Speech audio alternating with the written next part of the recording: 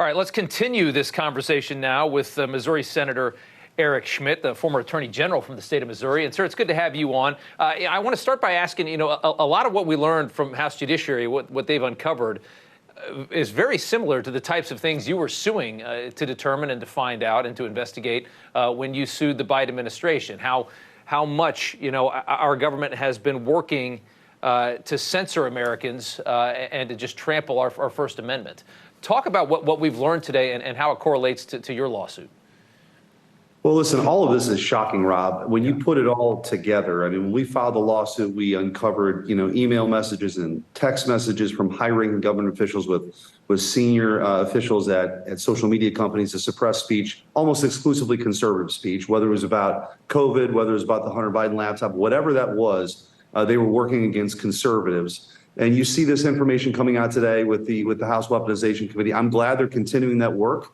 And it just shows how vast this really was. This, what do you want to call it, a censorship industrial complex, a vast censorship enterprise. It has censorship in common, and the tentacles run deep. Big tech, biggest companies in the world, institutes of higher learning like Stanford were working with the government to flag these posts. And this ought to scare people. And again, whether you're a Republican or you're a Democrat or whatever you are, the idea that the government would be this involved with suppressing speech they don't like is something you'd see out of a Orwellian novel or in China.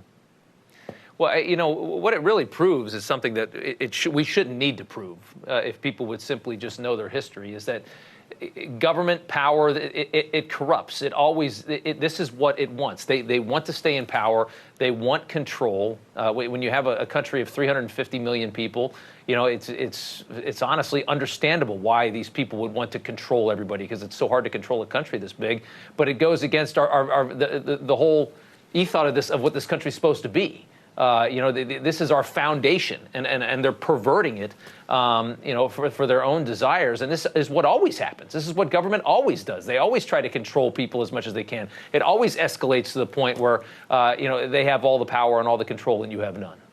That's right. And the founders were very well aware of human nature and what had happened before them. And this aggregation of power that people want to have is sort of sown, unfortunately, into the nature of people who get power and want more of it. Exactly. And there's no pandemic except in the Constitution. There's none of that. I mean, the founders were right to put these structural safeguards in place like the First Amendment to ensure that the government can't suppress speech or outsource that, which is what Missouri versus Biden is all about. Right. And why it's really important for us to stand up, because once that's gone, Rob, once you can't speak your mind freely, that's what oppressive governments like to do. And it also, by the way, is not healthy for our republic. People are going to get frustrated by this. So we got to blow it open, be, unapologetic champions of free speech and uncover this stuff and make sure it never happens again. Yeah, this is why other countries, this is why the Chinese and the Russians, they look at freedom and they say it's outrageous to try to run a country like this, because they love the control and they want to have the control, and they don't think that you can let people control their own lives and be kind of,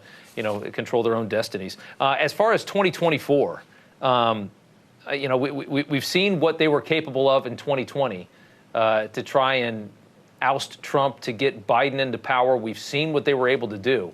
The threat of Trump returning now, I really believe that a lot of these people that are in power right now think that Trump returning to the White House is an existential threat to our lives. And they are high on that idea. And it terrifies me to think of what they're concocting to keep him out of power a year from now. Well, it's amazing. I always sort of chuckle at the idea that to prevent authoritarianism, we need to suppress people's rights. I mean, that is the very definition.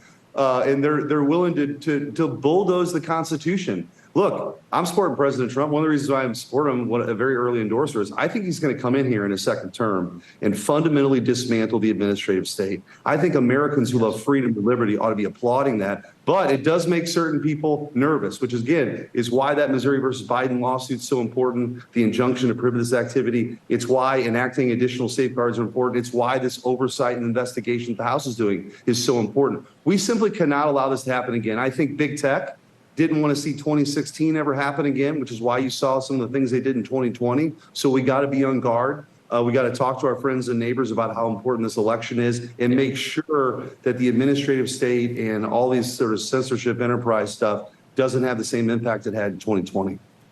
Well said. Well, your hard work as an attorney general in Missouri is why you're now a senator. I really believe that. Sir, thank you so much for taking the time. We appreciate it. Great to be with you, Rob.